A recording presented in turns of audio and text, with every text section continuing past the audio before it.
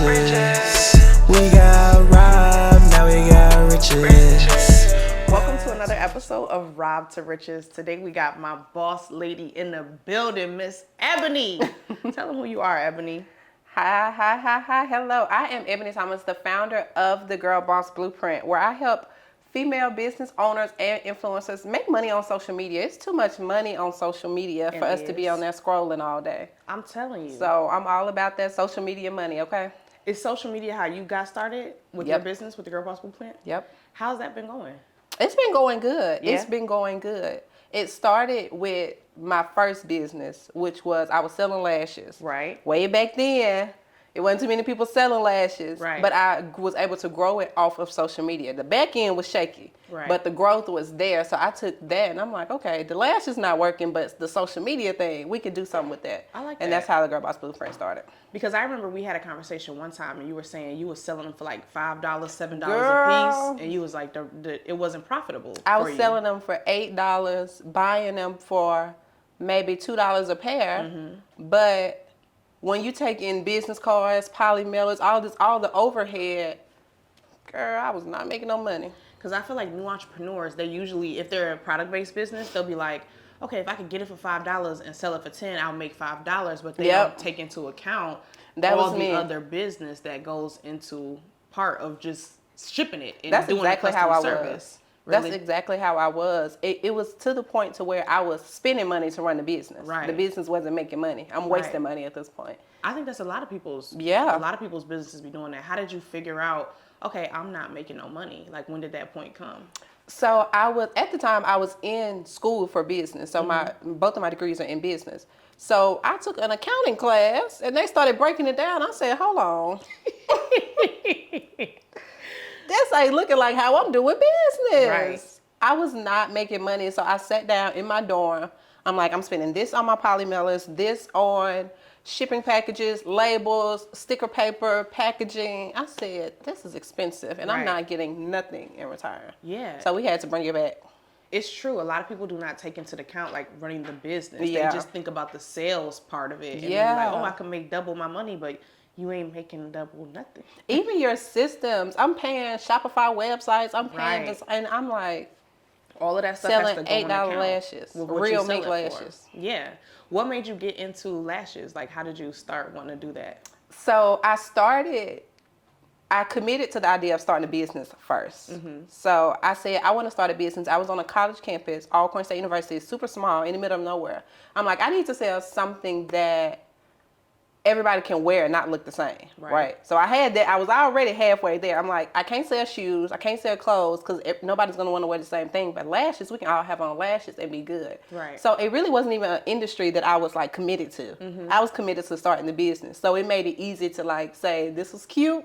Right. But we can wrap it up. We can move on. I like that. Yeah. You felt like at that time, you're like, I'm an entrepreneur for sure. For like, sure. I know I'm a business owner, but I just need to find my niche in doing For business. sure. I like that. 100%. A lot of people are nervous about doing the accounting part. I know when I just hired a CFO and I was like, listen now. I was like, I have done my best with my limited knowledge. Yeah. And you gonna see some things, but I don't need you to be, you know what I'm saying? Don't judge me. Don't now. judge me. Just but a lot of help people me are out. afraid of going through their accounts and being real with, okay, am I making money? Am I spending too much money? Like, why do you think that's such a taboo for us? I think for one, people don't like to be wrong.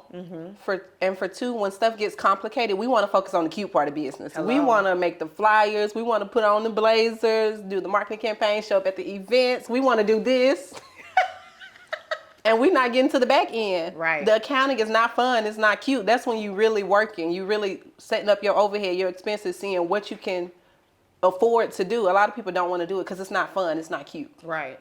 So do you feel like, how many failed business did you have before you got to the Girl Boss Blueprint? 2. Okay, what was the other one? Lashes and? Girl, I don't even be talking about the other one. The other one was, so when I stopped doing lashes, I was saying I was going to rebrand to something that I really wanted to do, right? So this was called the Bougie Bar. It was super cute. The campaign was there. Everything was bar themes. It still had lashes in it though. So all the lashes were named after like different bar drinks, but it also had like accessories like purses, that sort of thing. Girl, I was selling everything at that point. Cute. But that business did not work more so because COVID. Okay. So that was right in the time of COVID. It was rebranded. I was in Atlanta. I was in grad school. I was broke in grad school. Right. So I'm like, I'm trying to start this business up. I already can't even afford to eat. Right. Much less keep buying this inventory, you know? Right. So. Did you do it with your own money? At that time, yeah. Yeah, I ain't know no better. I know. A lot of people start their business with their savings, they 401k, they be taking, different things that they do to try to just get it going. But then everything costs. It's rough. And I feel like, too, when you're at that point, you start running your business out of need and desperation, not out of foundation, not out of strategy and structure. If you don't have that structure, that foundation, you can go to the top. Right. But if that foundation is rocky, you're going to come crumbling back down. That's so true. I that's a good word. Like, don't start your business out of, I'm broke and need to make some quick money, because you're not going to really have the time to fully structure the business properly, because you're going to be worried about eating money tomorrow. Yeah. That's when you start seeing those money grabs, right? People doing everything to make money. It don't make sense. The foundation isn't there. They pay their bills that month. Right. But in 3-4 months, they confused. They still trying to figure it out because the foundation wasn't there. Ooh, that's so good.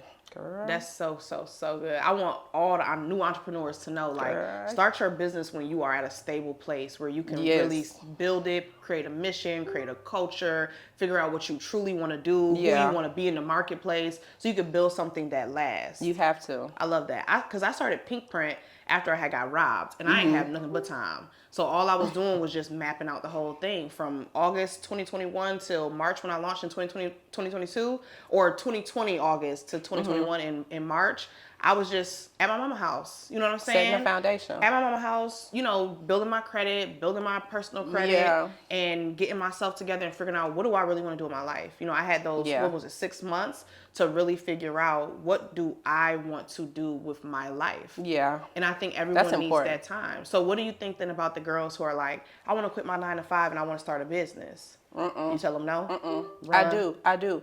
Because unless you're at a 9-to-5 where it's so overly consuming that you don't have time to do anything else, and it's burning you out, stay there. Because again, you start getting into the money grabs. You trying to get whatever you can take. When in reality, especially if you starting your business with your own money, you're going to need some money, right? And you don't want to get to the point where I'm going to quit my 9-to-5. I'm going to have so much time, because that's what it is. I'm going to have so much time to work on this business. If you can't show up every day in your 9-to-5, if you don't have a schedule and a strategy for how you're running your day-to-day outside of your business, if you don't have that foundation, you're just going to be sitting there all day doing the same thing you was doing, which is nothing. Right. So when you were doing the bougie bar, did you have to go get a job, or did you just rock it out?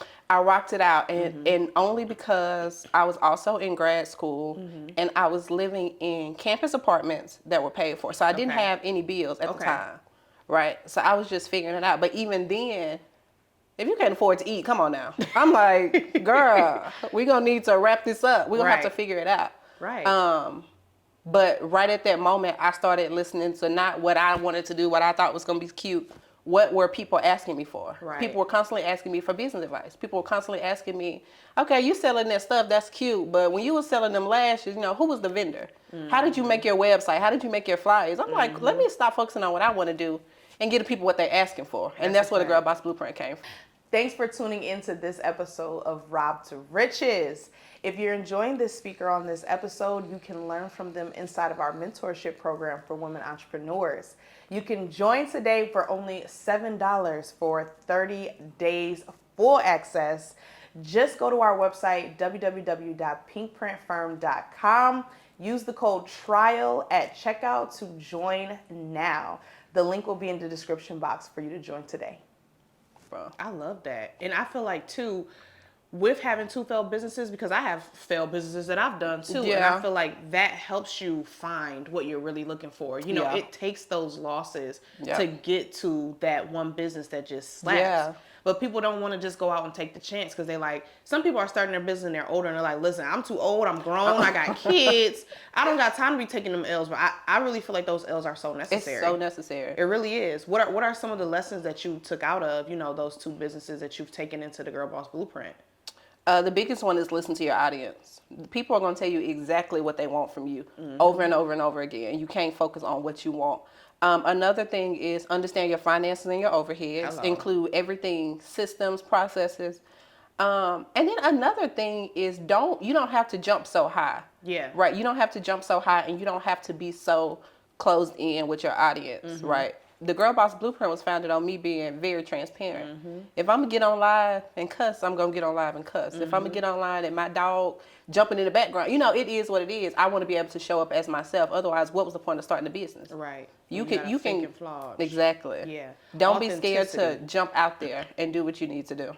That's kind of been a running trend with all of the guests. Everybody's like, at first I was doing something that I thought was cute or that I thought, but then when they finally got to their real business and like been able to scale, it was when they got real with themselves and got authentic. And sometimes it takes hitting that rock bottom before you can figure out, okay, like what I'm really trying to do. I can't be showing up like Oprah every day. No, I'm not Oprah Winfrey.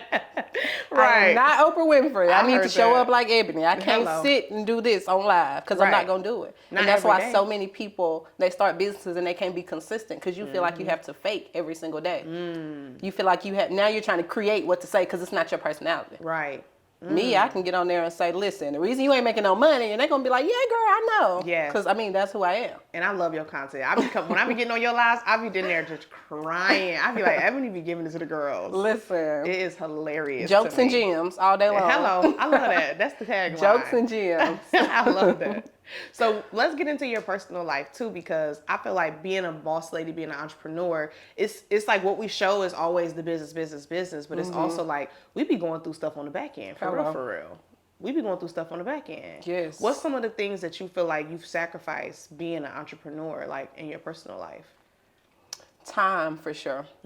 Time. I think everybody won't understand what you're doing, and you have to not be afraid of letting people be confused, right? So when I started my first 2 businesses, I'm telling everybody, I'm calling, aunties, I'm starting this business. Can you do this? Can you do that? Whatever. When I started the Girl Boss Blueprint, and that's the reason I started a entirely separately page, I never talked about it on my personal page. It just started to grow so much. People was like, that's your business? I'm like, yeah. They're like, we didn't even know. I'm like, okay, because what happens is we're waiting on other people to cheer us on and support us, and if they don't get it, they end up just discouraging you, and you never do it, right? People are telling you, don't do this, don't do that, because they don't understand it. But once you do it and you see the rewards, they like, girl, I was rocking with you since the beginning. Girl, no, you wasn't. I was in high school with her. No, you wasn't. I don't know you. I do not know what you're talking about. Right. I have no idea. Other than that, I think it's super important to focus on your mental. That was something last year that was super challenging for me. So my focus this year is health in all aspects: mental health, physical health, spiritual health. Right. Bank account needs to be healthy. Like, we need to be healthy all the way around, because we get so caught up on running. We going and going and going, right? We study chasing the next level. People say don't look back, but you might want to peek and see what you just left behind, what you just overcame. People don't want to do that. I had to go into therapy so heavy. Like when the first year of my business, starting Pink Print, I let everything go. Like I was a workaholic, straight up. I wasn't, you couldn't call my phone. Like, I was working, you know what I'm saying? I'm at every event. I'm doing everything. I'm always thinking of my offers. I'm always looking at everything. And I became a workaholic, and it drove me crazy. Yeah. I tell everybody, like, that's why I have this new philosophy. I'm like, 1% a day. You only have to get 1% every better time you say that, I'm like, day. what can I do today? Yeah, just 1%. Because driving yourself crazy every day, trying to do the most, it's like you can't control everything. You know what I'm saying? And it will drive you insane. It really will. And you start trying to do, I think that comes from a lot of times too, people want to be at the next level instantly. Right. Facts. You start a business, I want my website done, I want my graphic designer, I want me an assistant, I want all of this on day one, and you running yourself trying to get it instead of stair-stepping it. My motto now is stair-step everything. What can I do? Yep. I can't do it all today. I can get the website fixed. That part. 1% I figure the rest out. I'm telling you. And I think you're right. I think I was doing it because I wanted to.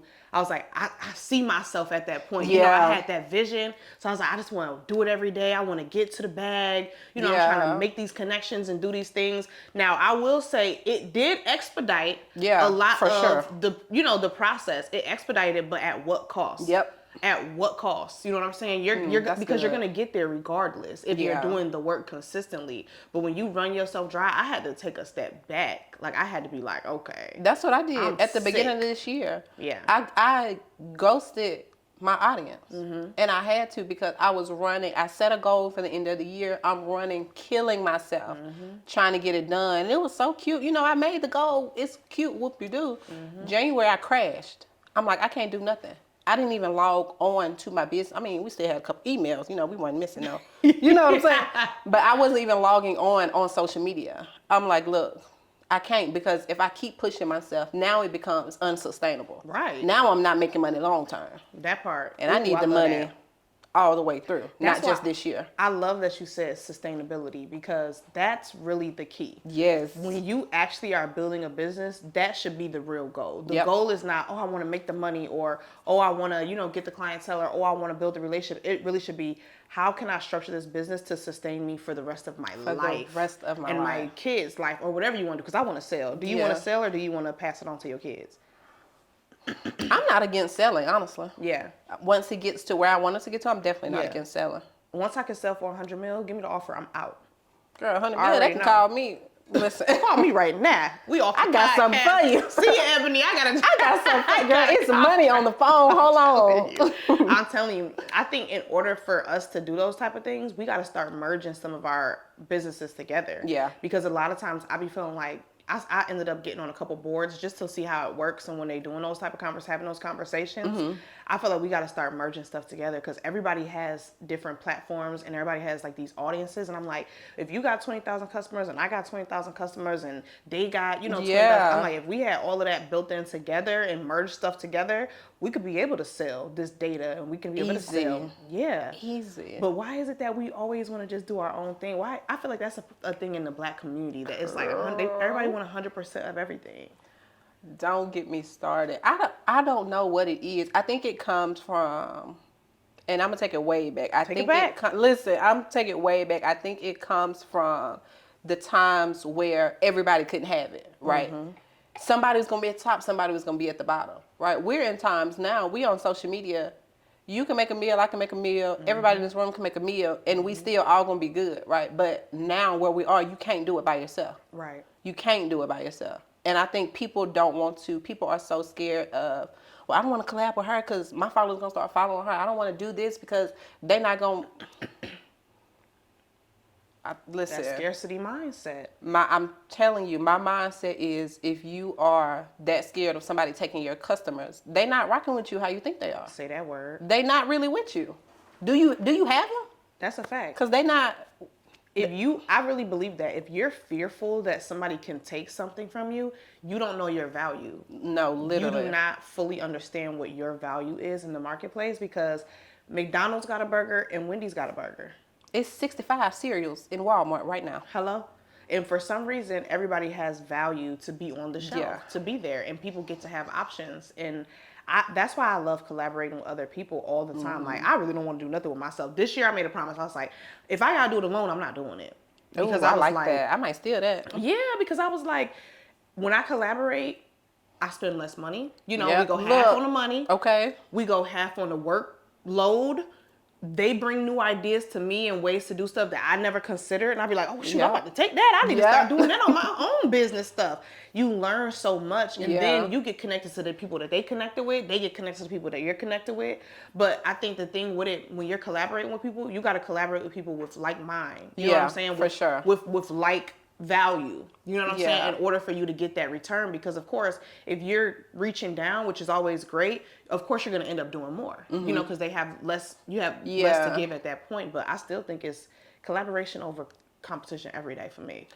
Same. And I think it's important, too, is the word collaboration. I think some people reach out and like, hey, I would love for you to mentor me, this, that.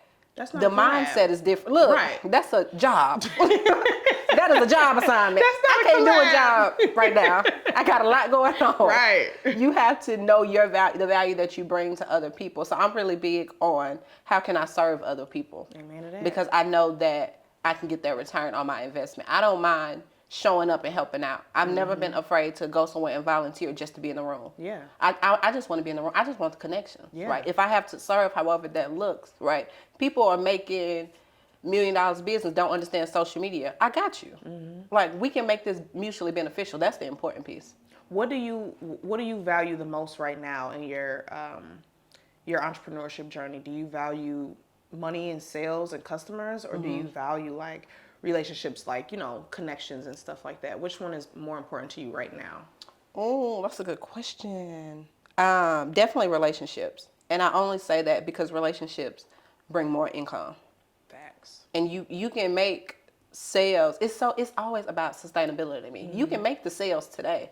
But if tomorrow you go low and you don't got nobody to call that can help you, that can pick you up, you don't have nobody to call to maybe put you on because you were able to put them on. You know, if you don't have the relationships, then that part. You can wrap it up. Nobody's going to help you. It's true. They're not fooling with you. Because I feel like I definitely would say relationships too. Because I'm always trying to do new things in my business. And I always want to have somebody I can call. Yeah. Like, I'm like, okay, cool. I know that you had a lash business. If I ever want to start a lash business, I'm like, okay, Ebony, what was the pitfalls? What was the good things? Like, let me know what it is. Because you're going to help me miss so many potholes that I would have had to take L's on if I was doing it by myself. You know what I'm saying? But having a homegirl that you be like, hey, girl, let me know what's the tea. No, for real. You know, like, that helps you save money. It's so important. And the most important thing to me now in business isn't making the money, but it's keeping the money that we make. And reinvesting it in the right ways to scale what we're doing. Yep. But I don't hear entrepreneurs come to me and say, hey, Stormi, can you teach me how to, you know, we're making $1,000 a month. Can you just show me how to be able to use that $1,000 properly? They always like, I need $10,000 by tomorrow. I need to make it ASAP. I need the money ASAP. I'm like, I feel like you can really grow your business on $500. Like, I'm like, there's still things that I do right now in my business that cost me $500. Maybe it's an email, maybe it's a text message, maybe it's building out a campaign. I've done all of those type of things with littlest amounts of money. It's not too hard. Mm-hmm. I think that a lot of times we overcomplicate some stuff. Amen. We overcomplicate a lot of stuff in business. It's not that complicated. Mm-hmm. Marketing is gonna solve a lot of your problems. Facts. Having a good marketing strategy, that's gonna solve a lot of the problems. It don't cost. You don't have to have $10K to get a good marketing strategy. Say that word. You don't have to have $10K to get your content done. And don't.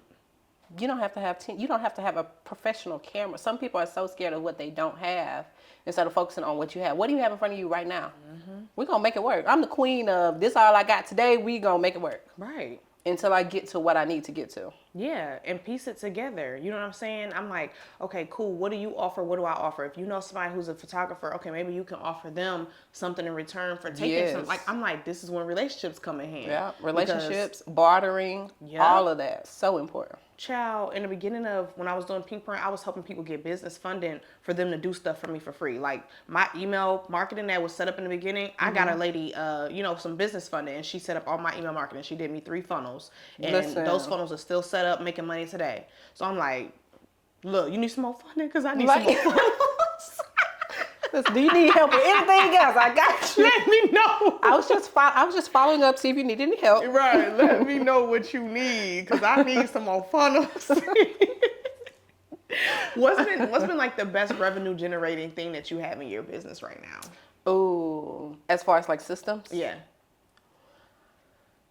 I'm going to say text marketing. I'm going to say it with a sad face because they playing with me right now. Mm-hmm. But we're going to work on that on the back end. But text marketing for sure. Really? Yeah. I think it's that accessibility. Mm-hmm. People, we getting spam emails all day. If nothing else, if I don't have nothing else on me, that phone, mm-hmm. I'm checking that phone. Yeah. Every time. You're just so accessible. You don't have on social media, it's only when they log on. Right. It's only when they're in their email. People texting on the phone all day. Yeah.